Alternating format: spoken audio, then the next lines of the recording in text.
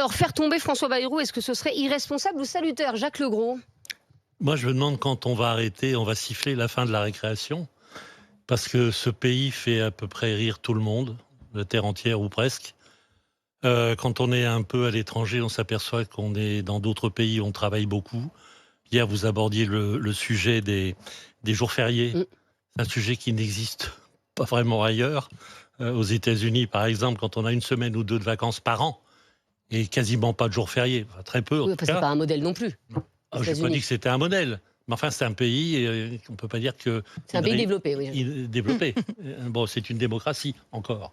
Bon, et là, ce jeu des partis, va-t-il tomber, ne va-t-il pas tomber?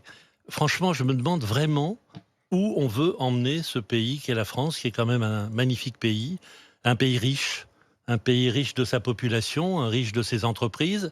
Là, sur un plan purement financier, quelles sont les entreprises, quelles sont les sociétés qui vont continuer à nous aider à éponger une partie de la dette? Je me le demande. À quoi joue-t-on? Là, on joue avec le feu dans une forêt qui est prête à s'allumer, et je ne sais pas où on va. Mais en tout cas, moi, franchement, ça m'inquiète et ça me rend triste, finalement. Mais vous dites, Jacques, on joue avec le feu. Est-ce que ce ne serait pas Élise Goldfarb aussi, François Bayrou, qui a joué avec le feu, pour le coup? Parce qu'on savait très bien que cette histoire de 2 jours fériés, ça allait susciter la colère des gens. Et puis peut-être que pour avoir les voix de la gauche, son programme n'est pas assez à gauche. Pour avoir les voix de la droite, il n'est peut-être pas assez à droite. Donc on est sur un en même temps, quand même, aussi. Oui, bien sûr, bien sûr.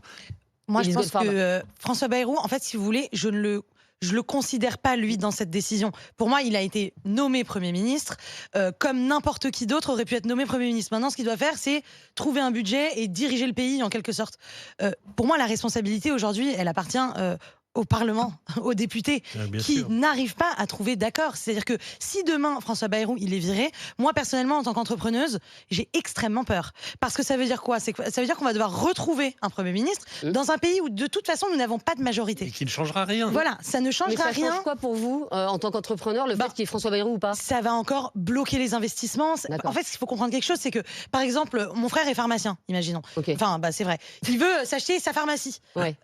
Il a décidé de ne pas l'acheter au moment où on cherchait un Premier ministre, parce qu'il s'est dit, attends, en fonction du Premier ministre qui va être nommé, les investissements qui vont être faits à la France, et même l'état économique du pays va varier. Ça dépend aussi de la stabilité d'un État. Exactement. Et l'instabilité, il n'y a rien de pire. C'est ça, c'est que là, on a une stabilité qui est très fragile en France. Changer de Premier ministre, et Dieu sait que François Bayrou, je ne le porte pas forcément dans mon cœur. C'est pas votre tasse de thé. Voilà. C'est même pas le sujet. C'est même pas le sujet. C'est qu'on est dans une instabilité qui est terrifiante, et là, encore une censure, ou en tout cas cette décision de vote de confiance qui est historique en France. C'est jamais arrivé, je crois, dans la Ve République. Se retrouver dans une situation où on n'a pas de Premier ministre, franchement, j'ai pas envie d'en arriver là. La question, de toute façon, c'est qu'on n'a pas de majorité. C'est ça qui empêche de prendre des décisions dans le pays. Excusez-moi, mais pardon, mais si on n'a pas de majorité, c'est de la faute d'Emmanuel Macron, parce que personne ne lui demandait de dissoudre l'Assemblée nationale. Et donc, Fred Hermel, il le quelque reconnaît part, lui-même. Oui, mais on est en démocratie aujourd'hui. Donc, si finalement les parlementaires qui ont été élus par les Français décident de ne pas donner leur confiance à François Bayrou, c'est aussi nous qui sommes responsables, parce que c'est nous qui avons voté en fait pour ces parlementaires. Oui, après, je pense que cette majorité a une grosse responsabilité, puisqu'il y a eu des manœuvres entre les 2 tours pour empêcher le Rassemblement national d'arriver au pouvoir et d'avoir une majorité à l'Assemblée. Une alliance Est-ce que ça aurait été mieux? Mais je sais pas, je sais pas. Mais il y a eu une manœuvre. Et après, la gauche a gagné et enfin a été première. Et le président a refusé de nommer un Premier ministre de gauche. Non, moi je trouve que c'est un gros coup politique de François Bayrou. Oui. Il fait un coup, là, il fait un coup. Enfin, il fait un coup, mais enfin, ça va lui coûter sa place, pardon. Sa place, elle était en danger avec le budget qui n'allait pas être accepté. Donc, il précède son départ. Il préfère dire, voilà, ce pays... Grand seigneur, quoi. Ouais, en gros, ce pays n'est pas réformable. On ne me laisse pas les moyens de réformer, de sauver la France. J'ai tout essayé, je pars. Parce qu'on va quand même pas oublier qu'il s'est imposé comme Premier ministre. Oui, il l'a mais voulu. Enfin, ce Emmanuel poste. Macron n'était pas obligé de dire oui. Enfin, je veux dire, excusez-moi. Il lui a mis quand même un peu le couteau sous la gorge. Mais pardon, mais l'image. Emmanuel Macron, c'est le président de la République. S'il n'avait pas voulu de François Bayrou, Il n'en voulait pas. Il en voulait pas. Bayrou a menacé enfin, il lui a pas mis le l'abandon couteau du sous la soutien gorge. des gens Ah du bah oui. MoDem et de ses alliés. Voilà, donc il a un peu forcé la main. Enfin, le MoDem, c'est pas non plus le parti numéro 1 en Oui, France. bah je oui, comprends pas, mais hein. quand il n'y a pas de majorité, quelques députés, ça compte. Hein. Ben oui, mais avant, il y avait une majorité, vous voyez. Donc, Charles Magnin, juste, si jamais François Bayrou saute et qu'il y a dissolution, que peut faire Emmanuel Macron justement, à ce moment-là? Alors, il n'y a pas forcément dissolution. Oui, c'est vrai. En fait, Emmanuel Macron, en recevant la démission de François Bayrou et de son gouvernement, peut nommer un nouveau Premier ministre. C'est ce qu'il avait fait après la chute du gouvernement Barnier. Ça avait duré un peu plus d'un mois, le temps de nommer François Bayrou. L'autre option, en effet, c'est de dissoudre l'Assemblée, provoquer de nouvelles élections législatives et tenter de dessiner une nouvelle majorité. La honte. Et puis la question qui va arriver, c'est la troisième option, c'est la démission. En tout cas, Jean-Luc Mélenchon annonce ce matin que le groupe LFI va à nouveau lancer une procédure en destitution pour Emmanuel Macron. Oui, mais c'est vrai qu'il lui reste plus grand-chose à faire, comme Jacques Legros à Emmanuel Macron. Hein. Mais s'il est clair, il l'a toujours dit, il ira au bout de son. Il n'a pas mandat. toujours fait ce qu'il disait, quand même. Oui, donc en fait, on n'est pas à l'abri. C'est même une caractéristique assez. On n'est pas à l'abri qui change d'avis, quand même. Vous connaissez un politique qui fait ce qu'il a dit? Non, moi j'en connais pas. Il y a le discours et puis il y a l'action. C'est pas toujours la même chose. Non, je ne pense pas que ce soit la troisième hypothèse, comme dit Fred, la bonne. Mais redissoudre en espérant avoir une majorité qui se dégage. Ah bah alors là, ça ne sera pas la sienne. Hein. Mais ça s'il sera dissout, pas la parce que les sondages qui ont été faits au mois de juin sont catastrophiques pour ce qui était la majorité. Là, c'était vraiment. Élise Goldfarb, est-ce que là, on sait que François Bayrou a une dizaine de jours quand même pour négocier avec les partis. Est-ce qu'il faut qu'il prenne un virage à droite toute pour essayer d'avoir le RN ou à gauche toute pour essayer d'avoir LFI et le PS? Bah, clairement, aujourd'hui, ses opposants, c'est la gauche, c'est pas la droite. LR a accepté de s'allier parce que je pense que LR sont quand même un peu. Ils ont compris aussi que leur électorat, eux, était complètement stressé, donc ils veulent pas non plus secouer leur électorat. Je pense que ce qu'il faut aller chercher là, c'est la gauche et peut-être qu'il faut faire des pas vers eux. Après, je trouve la gauche actuellement complètement irresponsable, notamment LFI, de demander toujours plus et des choses qu'ils savent irréalisables pour les Français, pour l'équilibre du budget aujourd'hui. C'est-à-dire que moi, ce que j'aimerais, c'est que chaque parti se responsabilise et dise, voilà, ce n'est pas en accord avec nos valeurs et les valeurs de nos partis, mais nous allons faire une concession pour la France parce qu'aujourd'hui, le budget est dans un état catastrophique et on ne veut pas devenir la Grèce d'il y a 10 ans, en fait. On est avec Gilles qui nous a appelé au 32-16 depuis cette magnifique région de Bretagne et ce très beau département des Côtes-d'Armor. Il y avait longtemps. C'est Gilles. Écoutez, attendez, il fait combien dans les Côtes-d'Armor aujourd'hui, Gilles? Ben, il y a un peu de crachin aujourd'hui, mais bon, faut pas oublier que c'est le plus beau département du monde. Écoutez, excusez-moi, ça m'étonne. On habite à Étampes-sur-Mer. Oui, bah vous m'étonnez parce que ma mère était hier en Bretagne, elle me dit qu'il faisait 28 degrés. Oui, mais là, on a un petit crachin, mais qui va passer rapidement. Bah, évidemment, ça va se lever, Gilles, évidemment. C'est plus beau cet après-midi. Revenons à nos moutons. Gilles, est-ce que pour vous, faire tomber François Bayrou, ce serait salutaire ou au contraire, comme le disent tous les chroniqueurs sur ce plateau, totalement irresponsable? Non, ça va être salutaire parce qu'il y a longtemps qu'on aurait dû le mettre au trou. Hein. Ah, carrément. Bayrou au trou. Bayrou au trou, oui, ça rime. Enfin bon, je veux dire, là c'est un peu court comme raisonnement, Gilles. Bon, non, ça fait. Moi, je l'ai connu quand j'étais à la Rééducation nationale en 93. Il fonctionnait déjà comme ça. Donc, il n'a pas changé depuis 30 ans. Mais ça veut dire quoi, fonctionner comme ça? Aller le chercher, quoi. Mais ça veut dire quoi, fonctionner comme ça, Gilles? C'est lui qui s'est imposé à Macron. Oui, d'accord, mais après, il dit faut faire 40 milliards d'économies. Ça, de toute façon, on va être obligé de les faire. Donc, qu'est-ce qui vous gêne dans son discours? Parce que ce soit lui ou un autre, il va falloir les faire, ces 40 milliards. Il faut arrêter avec la dette. Faut arrêter avec la dette. Ah bon hein? Ah bon? Les États-Unis ont une dette beaucoup plus importante que nous. Bah, ils sont un peu plus grands. 300 millions. Bah, oui, mais ils sont un peu plus grands que nous et ils ont pris des mesures drastiques. Et ils ont la maîtrise de leur monnaie. Les Américains, avec le dollar, ils peuvent faire ce qu'ils veulent. Bon, faut arrêter. Ça fait 30 ans qu'on est endetté et on roule. Donc, mais à un moment, on pourra plus rouler. Gilles, vous vous en rendez bien compte? Non. Faut arrêter. Hein.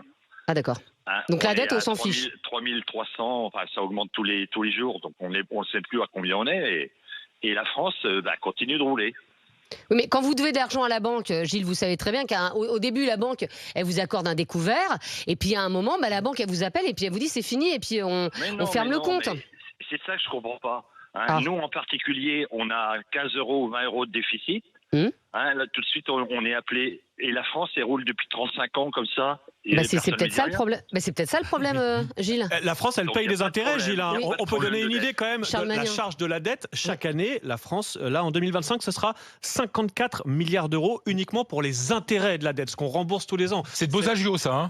Oui, c'est c'est en passe de devenir plus important que le budget de certains gros ministères comme la justice ou l'éducation. Combien on a sur la tête de chaque Français? 50 000 euros, je crois. Ouais, c'est énorme. C'est absolument énorme. Merci Gilles, en tout cas, de nous avoir appelés. On est avec notre invité, Philippe Moreau-Chevrolet, professeur de communication, spécialiste en communication politique et président de MCBG Conseil. Bonjour Philippe.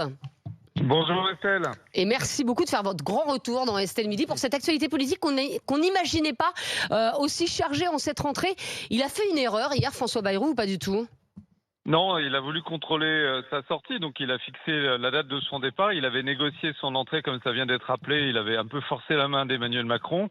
Là, il prévoit sa sortie parce qu'il a plus il a plus de marge de manœuvre au Parlement. Il a réussi à stabiliser le système pendant un an, ce qui est déjà énorme et ce qu'on prévoyait pas. Mais bon, il est arrivé au bout de ce qu'il pouvait faire. Donc, il fait un discours très apocalyptique, sans aucune piste, sans aucune solution, sans aucune ouverture. Donc, il se projette pas vers l'avenir. Clairement, c'est un testament politique. Il prévient et puis il va s'en aller le 8 septembre. On va avoir après plusieurs mois de négociations pour un nouveau gouvernement. Et il a aucune chance de rester, Philippe, François Bayrou? Alors, il y a vraiment un tout petit trou de souris qui serait que l'opinion serait sensible à ce qu'il a dit et se mettrait de son côté en disant effectivement c'est très grave, il faut qu'on garde François Bayrou, c'est notre seul espoir, mais ça paraît quand même extrêmement peu probable. Comme on vient de le dire, votre auditeur vient de le dire, ça fait quand même 20 ans qu'on entend ce discours de la France en faillite. François Fillon a été le premier à le faire après 2007, donc c'est très ancien, ça fait 20 ans qu'on dit ça, du coup ça n'imprime plus. Vous voyez bien que votre auditeur c'est pas qu'il est contre le fait de lutter contre les déficits, c'est que ça fait trop longtemps qu'on répète la même chose. Il aurait fallu procéder différemment. François Bayrou aurait pu changer de méthode, d'abord aller voir les partenaires sociaux, les corps intermédiaires, négocier, arriver avec une solution. Là ça aurait été différent, il n'a pas voulu procéder comme ça, donc il s'en va, ce qui est assez logique. Et est-ce qu'aujourd'hui, on voit quelqu'un pour le remplacer? Est-ce que Lucie Castet va revenir dans la course, par exemple? Alors oui, il va y avoir ce débat, sauf s'il y a une dissolution, auquel cas, c'est le type de manœuvre qu'aime bien faire Emmanuel Macron. Ce serait une vraie grenade dégoupillée, comme il l'avait dit la dernière fois, puisque on est en pleine élection municipale. Donc mettre des législatives avec les municipales, ça veut dire qu'on favoriserait les partis populistes du type LFI ou RN aux municipales où ils sont pas favoris dans l'absolu. Donc ça mettrait vraiment un bazar incroyable dans le système. Or, cette hypothèse-là, on va avoir le même dialogue. Il faut qu'il y ait Lucie Castet ou une dirigeante de gauche. Macron va faire semblant d'écouter, puis il va probablement nommer Le Cornu ou un autre sorti du chapeau. Philippe Moreau-Chevrolet, là, ça peut se passer comment? Est-ce que le pays peut être dans un chaos totalement, ou est-ce que ça peut bien se passer finalement? Ça se passera pas bien parce que la démocratie, Estelle, c'est le bordel. Mais c'est bien, c'est un bon bordel. Et simplement, il va falloir que on gère cette situation. On a vécu des situations beaucoup plus graves dans notre histoire, donc ça va bien se passer. Waouh. Oh, bah ça fait du bien. Merci beaucoup d'avoir été avec nous, Philippe Moreau-Chevrolet. Merci beaucoup. On n'est pas très optimiste quand même sur cette histoire. François Bayrou, juste, on a des messages sur l'appli RMC. Est-ce que les Français, justement, comprennent l'importance, la gravité de la situation? Oui, faire tomber François Bayrou, irresponsable ou salutaire, ça vous fait réagir en effet sur l'appli RMC. Je vois Johan qui nous dit que c'est irresponsable de vouloir faire tomber François Bayrou. Le budget qu'il propose, même s'il n'est pas suffisant, a le mérite d'aller dans le bon sens. Et il précise à chacune de ses interventions que tout est négociable, tout est modifiable. Olivier nous dit qu'il va pouvoir partir avec le panache, l'homme qui aura voulu sauver la France, mais qui n'aura pas été suivi par la classe politique. Et puis Stéphanie, à l'inverse, nous dit comment avancer avec François Bayrou. Il nous dit c'est moi ou le chaos, mais il fait partie de ceux qui ont enfoncé le pays depuis 30 ans. On fera sûrement mieux sans lui. En tout cas, on ne fera pas pire, écrit Stéphanie. Oui. Il n'est pas très appuyé, François Bayrou. On va voir si Anthony le soutient. Anthony qui nous appelle de Toulon. Bonjour Anthony. Bonjour. Anthony, est-ce que vous faites partie de ceux qui soutiennent François Bayrou et qui disent qu'il ne faut absolument pas le laisser tomber? Pas du tout. Ah. Pas du tout. Je pense que la majorité, je ne comprends même pas qu'il soit encore Premier ministre. Il faut quand même se rappeler déjà comment il a été nommé. Il a fait une clé de bras à Macron pour lui dire qu'en gros, s'il n'était pas nommé, il allait voter la censure. Donc déjà, ça partait mal. Maintenant, aujourd'hui, ils proposent des solutions au mal qu'ils ont eux-mêmes créé. Donc ils disent, OK, il faut faire des réductions de dépenses. Mais en fait, c'est simplement qu'ils ont supprimé les recettes. Ils ont fait pareil avec les collectivités locales. Ils leur ont supprimé leurs revenus. Et ensuite, on a dit, vous dépensez trop. Ils ont fait pareil à la retraite. Et ils ont supprimé les revenus des retraites. Après, ils ont dit, putain, la retraite est en déficit. Et en fait, c'est comme ça à chaque fois. Et en fait, ça ne marche pas. Aujourd'hui, il y a plein de solutions de consensus dans le pays. La taxe Zuckman, ou comment on veut l'appeler, qui, je pense, la majorité des Français sont pour que tout le monde participe à l'effort. Néanmoins, on a un gouvernement qui se refuse d'aller dans les solutions de bon sens. Mais c'est quoi les solutions de bon sens pour vous, Anthony ? Regardez, il y a eu un rapport du Sénat sur les aides aux entreprises. 211 milliards. Est-ce que vous l'avez lu ? Est-ce que vous avez regardé les auditions ? C'est pas contrôlé, il n'y a aucune contrepartie, rien du tout. Et la majorité, c'est que les grosses entreprises. Par exemple, il y a un chiffre qui est tombé pendant cette commission. Sur 40 entreprises du CAC 40, il y a plus de 12 000 ou 14 000 entreprises, enfin filiales. Et 15% de ces filiales sont dans des paradis fiscaux. Est-ce qu'on s'attaque à ça, qui rapporterait, je pense, bien plus que les 4 milliards et quelques de jours fériés ? Pas du tout. Et il y a plein de choses. Après, on se dit, oui, mais ça coûte de l'argent. Oui, mais Macron et tous ses gouvernements, ils ont supprimé des postes au ministère des Finances qui permet justement de chasser l'évasion et la fraude. Ouais, ils n'ont pas supprimé. Alors là, Anthony, pardon, ils n'ont pas supprimé beaucoup de fonctionnaires. Il n'y a jamais eu autant de fonctionnaires que sous Emmanuel Macron. Et pour le coup, et sur la fraude, on a plutôt progressé, notamment sur la fraude fiscale. C'est pas encore suffisant. Mais oui, je suis renseigné, Anthony. Pardon, mais les fonctionnaires qui chassent la fraude.